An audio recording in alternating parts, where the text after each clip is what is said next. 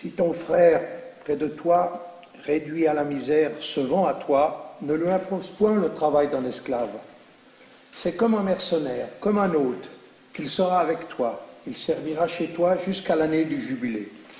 Alors il sortira de chez toi, lui ainsi que ses enfants, il retournera dans sa famille et recouvrera le bien de ses pères. Car ils sont mes esclaves à moi, que les ai fait sortir du pays d'Égypte. Ils ne doivent pas être vendus à la façon des esclaves. Ne le régente point avec rigueur, crains d'offenser ton Dieu. Ton esclave ou ta servante, que tu veux avoir en propre, doit provenir des peuples qui vous entourent. À ceux-là, vous pouvez acheter esclaves et servantes. Vous pourrez en acheter encore parmi les enfants des étrangers qui viennent s'établir chez vous, et parmi leurs familles qui sont avec vous, qu'ils ont engendrés dans votre pays. Ils pourront devenir votre propriété. Vous pourrez les léguer à vos enfants pour qu'ils en prennent possession après vous et les traiter perpétuellement en esclaves. Mais sur vos frères, les enfants d'Israël, un frère sur un autre, tu n'exerceras point sur eux une domination rigoureuse. Si l'étranger, celui qui s'est établi près de toi, acquiert des moyens, et que ton frère près de lui, devenu pauvre, se voit vendu à l'étranger, établi près de toi, ou au rejeton d'une famille étrangère. Après qu'il s'est vendu, le droit de rachat existe pour lui. L'un de ses frères, donc, le rachètera. Il sera racheté ou par son oncle, ou par le fils de son oncle, ou par quelque autre de sa parenté, de sa famille. Ou, s'il a acquis des moyens, il se rachètera lui-même. Il calculera avec son acquéreur l'intervalle entre l'année où il s'est vendu à lui et l'année du jubilé. Le prix de sa vente sera comparé au chiffre des années qui seront considérées à son égard comme le temps d'un mercenaire. S'il y a encore un grand nombre d'années, il rendra pour son rachat, sur le prix de son acquisition, une somme équivalente. Et de même, s'il reste un petit nombre d'années jusqu'à l'an jubilaire, il lui en tiendra compte. C'est à proportion des années qu'il payera son rachat. Qu'il soit chez lui comme le mercenaire loué à l'année, qu'on ne le régente point avec dureté, toi présent. Et s'il n'a pas été racheté par ses voies, il sortira libre à l'époque du jubilé, lui et ses enfants avec lui. Car c'est à moi que les Israélites appartiennent comme esclaves. Ce sont mes serfs à moi qui les ai tirés du pays d'Égypte, moi, l'Éternel, votre Dieu. Ne vous faites point de faux dieux, n'érigez point chez vous image ni monument, et ne mettez point de pierre symbolique dans votre pays pour vous y prosterner, car c'est moi, Éternel, qui suis votre Dieu. Observez mes Shabbats et révérez mon sanctuaire. Je suis l'Éternel. Merci.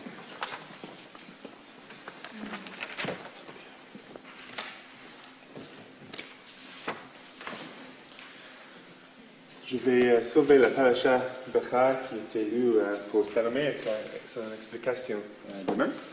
Et ce soir, je vais parler de Homer. Alors, combien d'entre vous comptent l'Homer? Qui est encore dans le jeu? Où en sommes-nous aujourd'hui? 31 jusqu'à ce soir? 32. Ça va être 32. On va compter. Oui, mais bon, on a allumé les bougies de Shabbat. Notre soir est déjà. Mais bon, très bien. Tu es dans le jeu. C'est excellent. Oui. Oui, au crépuscule de ce soir, nous en sommes au 32e jour, soit 4 semaines et 4 jours de l'Homer. Nous célébrons l'Akba Homer, le 33e jour ce week-end, et nous sommes en bonne voie pour Shavuot. Nous savons comment compter, mais qu'est-ce que c'est l'Homer? C'est une mesure d'orge. Et comment était-il apporté? La veille de Pessah, les agents de la cour se vendaient dans les champs et liaient l'orge en bottes, alors qu'elle était encore attachée au sol, afin qu'elle soit facile à moissonner. Le soir après Pessah, tous les habitants des villages voisins se réunissaient pour que la moisson se déroule dans les meilleures conditions. il demandait à trois hommes de moissonner 3 séas d'orge dans 3 paniers avec 3 fossiles. Fossiles, comment on dit ça? Fossiles, merci. À la tombée de la nuit, les moissonneurs demandaient aux personnes présentes, le soleil s'est-il couché? Le soleil s'est-il couché? Et ils répondaient, oui. Le soleil s'est-il couché? Ils répondaient, oui. Le soleil s'est-il couché? Ils répondraient, oui, merci Stéphane. Est-ce une faucille? Ils répondront, oui. Est-ce une faucille? Ils répondront, oui. Est-ce une faucille? Ils répondront, oui. Après, est-ce un panier? Ils répondront, oui. Est-ce un panier? Oui. Est-ce un panier? Oui.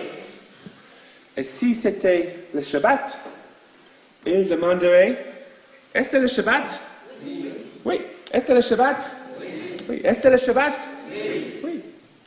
Et ensuite, ils demanderont, dois-je moissonner? Non. Oui, bien sûr, oui. Non, c'était l'habituel. Oui. Je pense que c'était évident. Là, la réponse est oui. C'est toujours oui. Oui, ben, on peut. Pour le Homer, on peut. Oui, mais tu as raison. Mais oui. Oui. Dois-je moissonner? Oui. Dois-je moissonner? Très bien. 3 questions, 3 réponses ont été données pour chaque sujet. Pourquoi tout cela était-il nécessaire? À cause des égarés qui se sont éloignés de la communauté d'Israël à l'époque du Second Temple, il s'agit des Sadducéens. Les Sadducéens soutenaient que l'expression de la Torah, Lévitique 23, 11, du jour qui suit le Shabbat, doit être comprise littéralement, comme se référant au Shabbat de la semaine. Néanmoins, selon la tradition orale, nos sages ont déduit que l'intention de la Bible n'est pas le Shabbat, mais plutôt le jour de la fête. Donc, quand un Shabbat n'est-il pas un Shabbat? Lorsque c'est Pessah.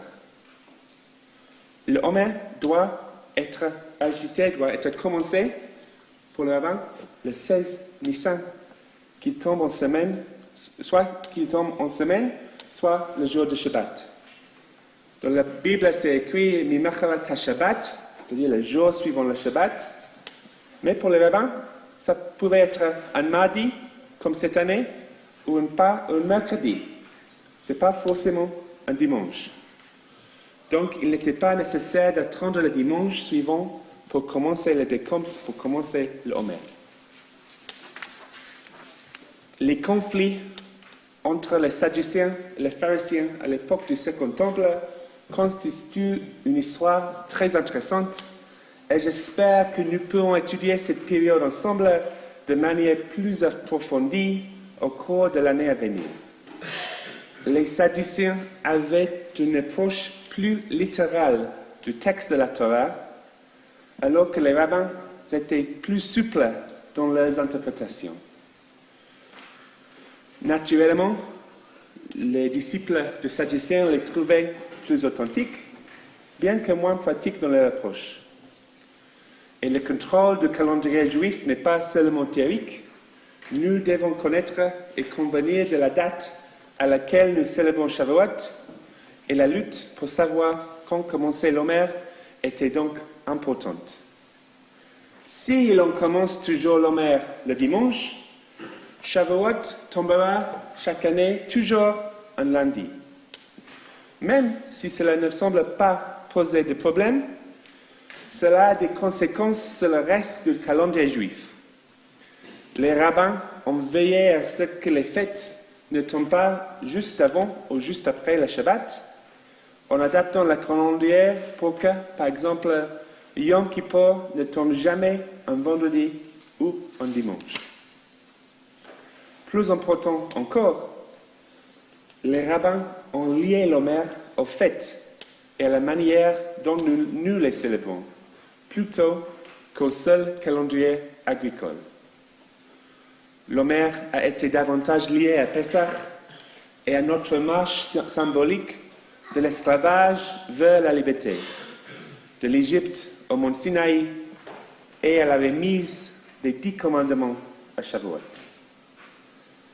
Mais que vous vous considériez comme un sadducéen ou un pharisien, un juif rabbinique ou un juif de la Torah, nous continuons à compter l'Omer et à avancer inexorablement vers Shavuot. Shabbat Shalom.